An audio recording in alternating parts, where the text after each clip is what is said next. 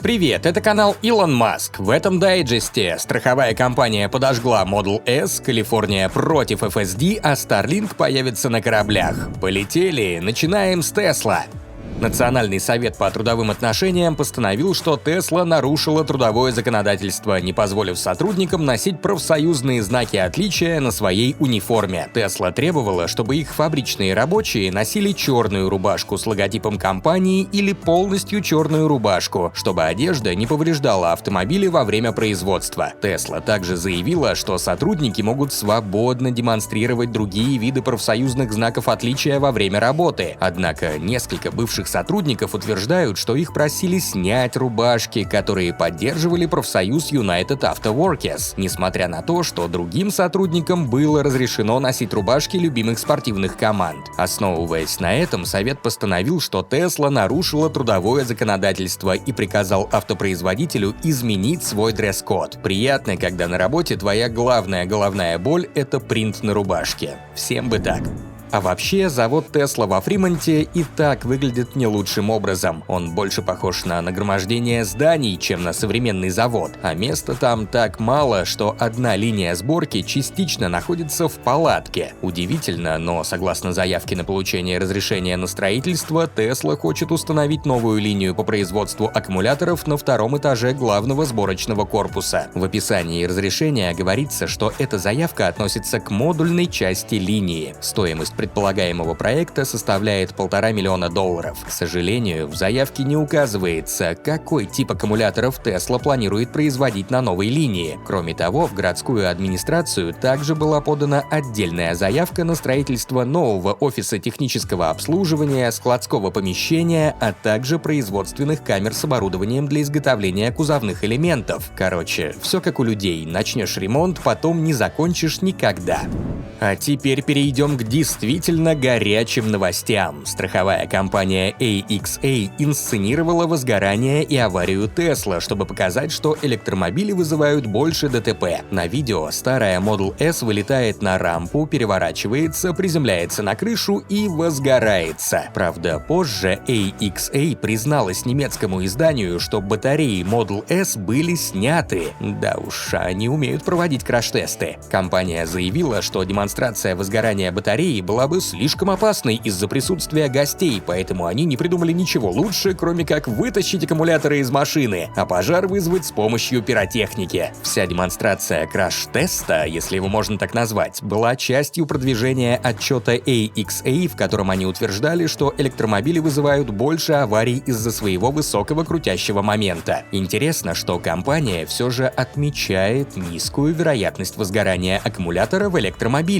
Спустя несколько дней AXA опубликовала на своем сайте извинения за любые недоразумения, вызванные их тестом. По заверению компании, люди, наблюдавшие за испытанием, знали условия тестирования, но они, по-видимому, забыли включить эти подробности в свой пресс-релиз. Очень точно об этом пошутил один из участников нашего телеграм-чата с ником Рамиль. Это то же самое, если бы я проводил тест на взлом квартиры, но вместо железной двери поставил бы деревянную, объяснив это тем, что взлом железной двери может побеспокоить соседей. Лучше и не скажешь, так что едем дальше. По словам аналитика с Уолл-стрит, который посетил гигафабрику Берлин, в настоящее время Tesla сталкивается с беспрецедентным спросом. И это несмотря на то, что цены на электромобили значительно выросли в этом году. Мы сообщали о росте количества заказов Tesla до рекордно высокого уровня в США, когда в начале этого года выросли цены на топливо. Tesla даже перестала принимать заказы на некоторые версии своих автомобилей, потому что очереди становились слишком длинными. На прошлой неделе Tesla провела мероприятие для аналитиков на Giga Berlin, в котором принял участие Пьер Феррагу из New Street Research. В записке для клиентов Феррагу отметил, что, по его мнению, Tesla сталкивается с беспрецедентным спросом.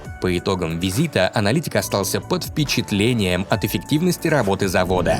А знаете ли вы, что в некоторых штатах США до сих пор действуют законы, запрещающие автопроизводителям продавать свои автомобили напрямую потребителям? потребителю. Tesla категорически не согласна с такими законами и подала иск в суд штата Луизиана, который в случае успеха позволит ей наконец-то продавать свои электромобили напрямую потребителям в штате. Помимо запрета прямых продаж, Tesla также утверждает в своем иске, что ответчики пытались помешать компании сдавать в аренду свои автомобили и открывать ремонтные мастерские. Ну вот, как назвать этих людей? Пишите в комментариях. А в Китае Tesla смогла сократить предполагаемое время ожидания доставки Model Y с задним приводом до 1-4 недель. Чрезвычайно коротким время ожидания стало всего через несколько недель после того, как компания модернизировала производственные линии в Гига-Шанхай. Вот уж действительно увеличили скорость производства. Успех с производством подтверждается и тем, что Tesla чайно может отгрузить более 100 тысяч автомобилей за сентябрь. Это будет значительным улучшением по сравнению с августом, когда было поставлено около 77 тысяч авто. При объеме производства Гига-Шанхай 100 тысяч плюс автомобилей в месяц Tesla может производить более 1 миллиона электромобилей в год только в Китае. До этого самый высокий объем производства Tesla в 2022 году был достигнут в июне, когда компания поставила почти 79 тысяч автомобилей. Вернемся в наши дни, ведь на этой неделе у FSD по классике прибавилось проблем. Возможно, что Tesla скоро придется изменить способ продвижения FSD в Калифорнии. Новый законопроект, направленный на ограничение ложной рекламы автопилота Tesla, прошел через Сенат штата и теперь ожидает подписи и окончательного утверждения губернатором. Автор законопроекта говорит, что средний потребитель может поверить, что его автомобиль способен ехать самостоятельно, в то время как на самом деле ни один автомобиль, доступный сегодня на рынке, не способен на это. По словам Гонсалес, все другие автопроизводители четко указывают пределы своих программ помощи водителю, и только Tesla утверждает, что она самодвижущаяся. Очевидно, автор проекта не посещал сайт Tesla, поскольку там есть многочисленные упоминания о том, что автомобиль не является полностью автономным, и водитель по-прежнему несет ответственность. К слову, некоторое время назад Tesla выиграла похожее дело в Германии, где суд не увидел проблем в названиях пакетов помощи. А тем временем, как и обещал Илон Маск, Tesla официально подняла цену на пакет FSD до $15 тысяч в Северной Америке, но это так, к слову. А еще, согласитесь, давно мы не наблюдали за строительством нового завода. На этой неделе появилось больше слухов о том, что Tesla ищет места под новый завод в Квебеке и Онтарио. СМИ пишут, что Tesla просит федеральное правительство вмешаться для ускорения получения разрешения. Компания делает все возможное, чтобы избежать повторения, мягко говоря, затянувшегося процесса для Giga Berlin. А теперь перейдем к новостям о SpaceX. Давно известно, что SpaceX ставит перед собой очень амбициозные цели. Несмотря на то, что в 2022 году компания уже установила рекорд, запустив 38 миссий против 31 в 2021 году, в следующем году компания планирует перешагнуть отметку в 100 невероятно захватывающих запусков. Не так давно Илон Маск сообщал, что в новом году планируется запускать одну миссию каждые 3-4 дня. На регулярные полеты Starship компания уже слабо надеется, поэтому большинство миссий в 2023 году состоятся на Falcon 9 и несколько на Falcon Heavy. Кроме ракетных рекордов, SpaceX планирует завершить покрытие мертвых зон, регионов, где Starlink еще недоступен.